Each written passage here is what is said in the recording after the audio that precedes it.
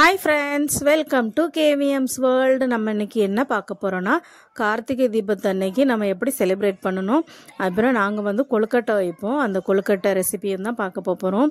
ஓலையை வச்சு நாங்கள் கொழுக்கட்டை பண்ணுவோம், ரொம்ப டேஸ்டியாக இருக்கும். வாங்க அந்த ரெசிபியும் நம்ம எப்படி செலிப்ரேட் பண்ணோம் அப்படின்னு பார்க்கலாம்.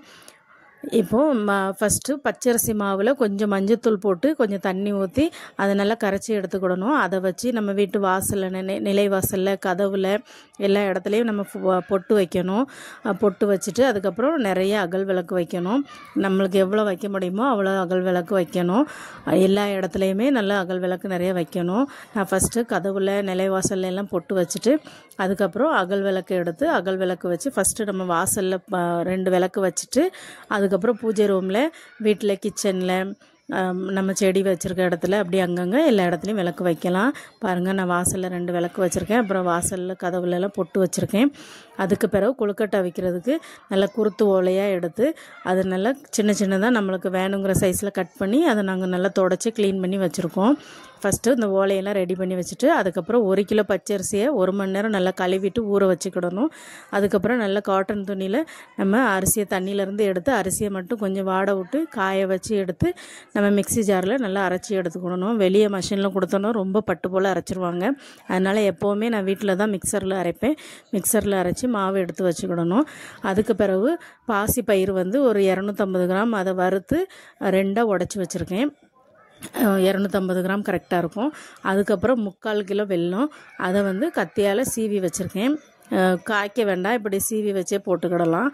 அதுக்கு பிறகு 1 தேங்காய், அந்த தேங்காவை நம்ம நல்லா துருவி எடுத்துக்கிடணும். இப்போது நம்ம அரைச்சி வச்சுருக்க மாவில் ஒரு 1/2 ஸ்பூன் உப்பு போட்டிருக்கேன். அதுக்கப்புறம் ஒரு 1/2 ஸ்பூன் சுக்கு பவுட்ரு போட்டிருக்கேன். அதுக்கப்புறம் கொஞ்சம் தேவையான அளவுக்கு ஏலக்காய் பொடி, அதுக்கப்புறம் நம்ம சீவி வச்சுருக்க வெல்லம், அதுக்கப்புறம் பாசி பயிர் உடச்சி வச்சுருக்கோம்ல அதையும் போட்டுட்டு கொஞ்சம் நல்லா மிக்ஸ் பண்ணி விட்டுக்கிடணும். அதையெல்லாம் நல்லா மிக்ஸ் பண்ணிவிட்டு நம்ம துருவி வச்சுருக்க தேங்காவையும் போட்டு அது கூட நல்லா எல்லாத்தையுமே மிக்ஸ் பண்ணி எடுத்துக்கிடணும். எங்கள் வீட்டு பக்கத்தில் கோவில் கும்பாபிஷேகம் நடந்துச்சு. அதனால் நான் கோவிலுக்கு போயிட்டேன். எனக்கு கொஞ்சம் எங்கள் அம்மா ஹெல்ப் பண்ணாங்க. எங்கள் அம்மா தான் இது ரெடி பண்ணிக்கிட்டு இருக்காங்க. அதுக்கப்புறம் இது எல்லாத்தையும் நல்லா மிக்ஸ் பண்ணிவிட்டு அதுக்கு பிறகு நம்ம தண்ணி எதுவுமே ஊற்றக்கூடாது. அந்த வெல்லத்தில் உள்ள ஈரத்துலேயே அது நல்லா மிக்ஸ் ஆகிரும். நம்ம இப்படி கொழுக்கட்டை பிடிக்கிற அளவுக்கு வந்தால் போதும்.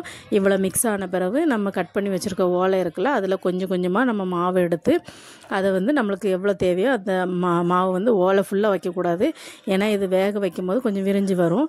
அதனால் கொஞ்சம் இடம் விட்டுட்டு அதுக்கப்புறம் நம்ம அந்த மாவெல்லாம் வச்சுட்டு இன்னொரு அதே மாதிரி ஓலைக்குள்ளே பீஸ் எடுத்து அதை மூடணும்.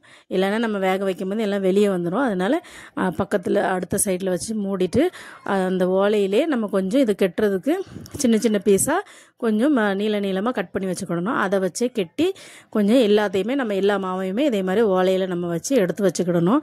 அதுக்கு பிறகு நல்ல பெரிய பாத்திரத்தில் இதை வேக வைக்கிறதுக்கு நம்ம ஃபஸ்ட்டு நம்ம ஓலையை கட் பண்ணும் போதே அதில் உள்ள கழிவுலாம் வரும். அப்போ சின்ன சின்ன பீஸ்லாம் வரும். அதெல்லாம் தூர போடாமல் அதை வச்சுக்கிடணும். அதுக்கப்புறம் அதை அடியில் நம்ம எந்த பாத்திரத்தில் நம்ம கொழுக்கட்டை அவிக்க போகிறோமோ அந்த பாத்திரத்தில் அடியில் போட்டுக்கிடணும். அதுக்கப்புறம் நம்ம தேங்காய் துருவின சிரட்டை இருக்கும்ல அந்த காலி சிரட்டையும் அதுக்கு மேலே கமத்தி வச்சுட்டு பாதி அளவுக்கு தண்ணி வச்சிடணும் அந்த பாத்திரத்தில். அதுக்கு பிறகு நம்ம மாவு வச்சு நம்ம ஓலையில் கட்டி வச்சுருக்கோம்ல அதை ஒன்று ஒன்றா அந்த பாத்திரத்தில் நம்ம அடுக்கி வச்சுட்டு இந்த ஆவியெல்லாம் வெளியே போகாத அளவுக்கு நம்ம மேலே நல்லா ஒரு மூடி போட்டு நல்லா நம்ம மூடி வச்சிடணும். மூடி வச்சுட்டு அதுக்கு மேலே நம்ம வெயிட்டு ஏதாவது ஒரு சொம்பு தண்ணி அப்படி வச்சிடணும். அப்போ தான் நல்லா நம்மளுக்கு வெந்து வரும். அதுக்கு பிறகு நம்ம ஒரு 1/2 மணி நேரம் நல்லா ஹை ஃப்ளேமில் வச்சிடணும். அதுக்கு பிறகு ஒரு 1/2 மணி நேரம் லோ ஃப்ளேமில் வைக்கணும். கண்டிப்பாக 1 மணி நேரம் வச்சாதான் வெந்து வரும். இல்லைனா ஓலையிலேருந்து கலந்து வராமல் ஒட்டிக்கிட்டே வரும். அதனால் கண்டிப்பாக 1 மணி நேரம் வேக வச்சு எடுத்துக்கோங்க. இப்போ பாருங்கள், நான் எல்லாத்தையும் வேக வச்சு எடுத்துருக்கேன். எனக்கு கரெக்டாக வெந்திருக்கு. ஒன்றுமே இப்படி ஓலையில் ஒட்டியிருக்காது. எல்லாமே அழகாக நல்லா கலந்து வந்திருக்கு. நான் வெல்லத்தை எப்போவுமே காய்ச்சி போட மாட்டேன். காய்ச்சி நம்ம மிக்ஸ் பண்ணோன்னா சில நேரம் அதிகமாக தண்ணி மாதிரி ஆயிரும். அதனால் எப்போவுமே நான் இப்படி சீவி தான் போட்டு பண்ணுவேன். இந்த ரெசிபி நீங்களும் ட்ரை பண்ணி பாருங்கள், ரொம்ப நல்லாயிருக்கும். நல்லா டேஸ்டியாகவும் இருக்கும். நம்ம தேங்காயெல்லாம் போடுறதுனால கண்டிப்பாக ட்ரை பண்ணி பாருங்கள். இந்த வீடியோ பிடிச்சிருந்துச்சுன்னா லைக் பண்ணுங்கள், ஷேர் பண்ணுங்கள், கமெண்ட் பண்ணுங்கள், என் சேனலை சப்ஸ்கிரைப் பண்ணுங்கள். பாய்.